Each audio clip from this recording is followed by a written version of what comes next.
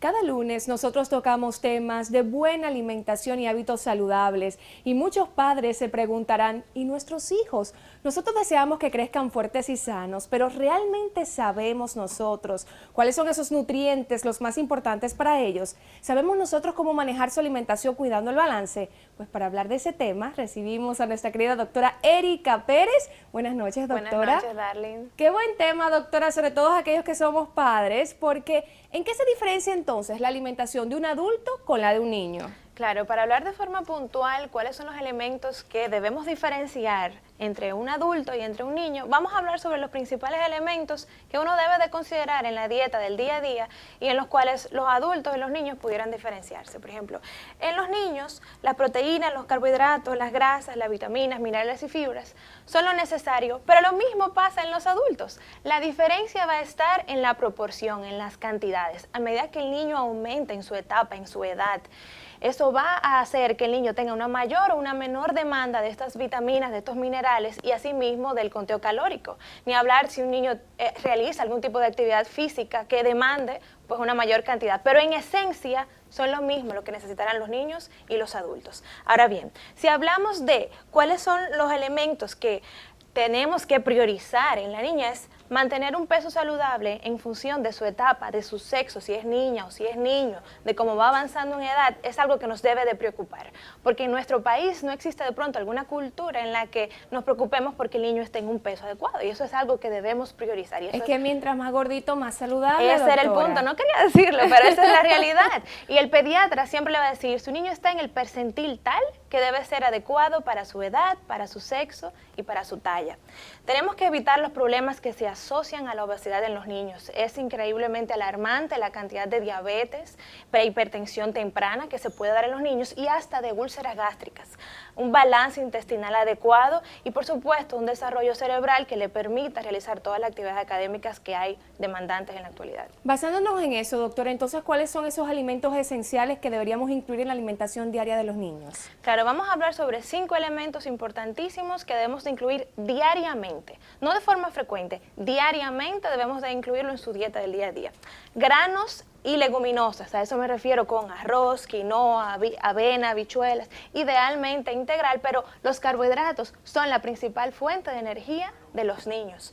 Cuando hablamos de proteína, que es el último punto que dejé aquí, existe una tendencia de consumir mucha proteína porque es algo saludable y eso tenemos que ponerle una alarma, pues los niños, en función de su peso, es que requerirán un nivel de proteína y normalmente es muy bajo. Imagínate un niño que tenga 50 libras, esos son, qué sé yo, 22 kilos, la cantidad de proteína es una cuarta parte de lo que probablemente tú necesitarías. Entonces, tomemos en cuenta qué tantas carnes, qué tantos huevos, qué tantos quesos le estamos suministrando, porque de eso depende su buen desarrollo. Frutas enteras, reduzcamos un poco el consumo de jugos, lácteos, idealmente bajos en grasas, yogurt y por supuesto las verduras, que hay mucha, vamos a decir, limitación en cuanto a qué tantas verduras los niños consumen. Yo he notado que es frecuente que los padres no lo administren de forma regular sin darle la prioridad que eso realmente amerita. Doctora, ¿estos elementos se pueden alternar o tienen que estar en una sola plato de comida, por así decirlo? No, se supone que debemos de distribuirlos en todo el día, ¿verdad? En las meriendas, en el desayuno, en la comida, en la cena. Lo importante sería que por lo menos cada uno de estos alimentos, aunque sean pequeñas proporciones, se estén administrando diariamente. Doctora, ¿cuáles son esos problemas que afrontamos diariamente a la hora de alimentar a nuestros pequeños? Bueno, recordemos de que la obesidad es uno de los principales problemas que está afectando actualmente a los niños. La incidencia se ha triplicado a través de los años. Ni hablar de la gran presencia de alergias e intolerancias alimentarias por el gran consumo de alimentos procesados. Eso es algo que los padres ahora les representa una limitación importante en la alimentación en los niños.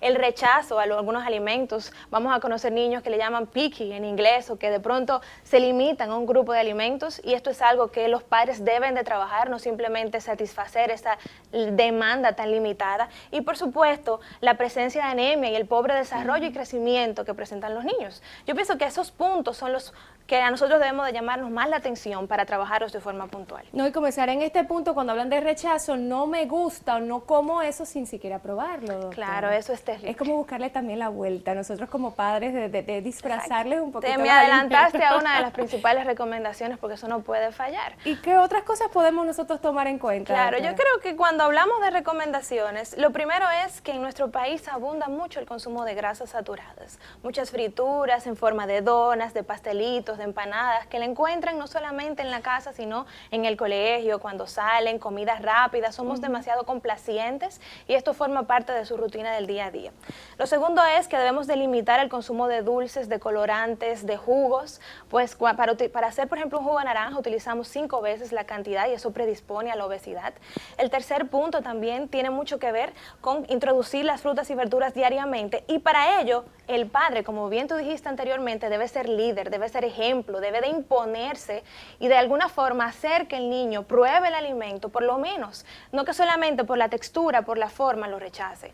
Eso va a ser la gran diferencia, por eso lo puse en rojo. Y yo creo que incluiría también predicar con el ejemplo. Por Siempre supuesto. decimos no como verduras, pero el papá tampoco contribuye a demostrarle Exacto. que las verduras son ricas. Claro, y tenemos en la casa de todo eso que queremos que Claro. reducir. Eso es un trabajo de los padres principalmente. Gracias, doctora, Siempre. por siempre estas excelentes recomendaciones. Ahí ustedes tienen en pantalla cómo comunicarse con la doctora Erika Pérez.